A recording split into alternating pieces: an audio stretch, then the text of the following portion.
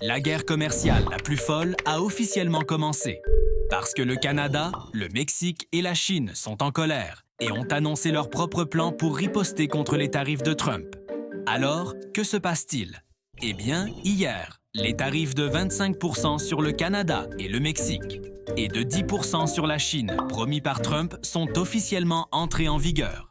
Cela signifie que tout bien expédié de ces pays vers les États-Unis coûtera désormais 25% de plus aux entreprises ou 10% dans le cas de la Chine.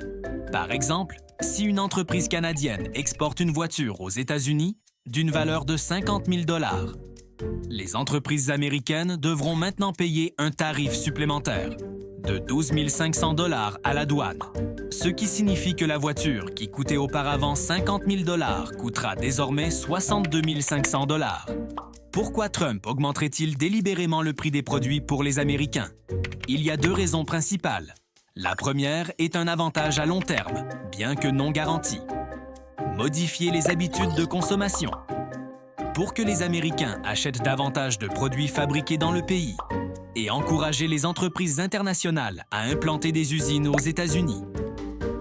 En théorie, cela renforcerait l'économie américaine, créerait des emplois plus stables et réduirait la dépendance à l'égard des autres pays.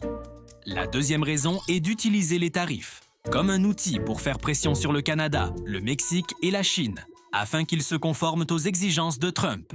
Parmi les objectifs qu'il a publiquement mentionnés, il y a la renégociation des accords commerciaux, la lutte contre l'immigration illégale et le contrôle du flux de fentanyl. Il existe même l'idée farfelue de faire du Canada un État des États-Unis.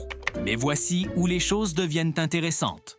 Au lieu de céder, le Canada a répondu par un tarif de 25%. Le Mexique a également annoncé qu'il ferait de même, bien qu'il n'ait pas encore précisé le pourcentage. De son côté, la Chine a réagi différemment en préparant une plainte devant l'Organisation mondiale du commerce. Alors, pourquoi Trump ne recule-t-il pas? Regardons ces chiffres.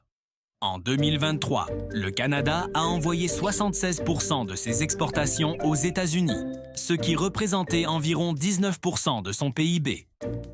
En 2024, le Mexique a exporté 78% de ses produits vers les États-Unis, ce qui équivaut à 37% de son PIB. Pendant ce temps, les exportations des États-Unis vers ces deux pays combinés ne représentaient qu'environ 2,7% de leur PIB. En résumé, même si le Canada et le Mexique ripostent, une guerre tarifaire avec les États-Unis leur ferait beaucoup plus de mal. Trump le sait et il en profite.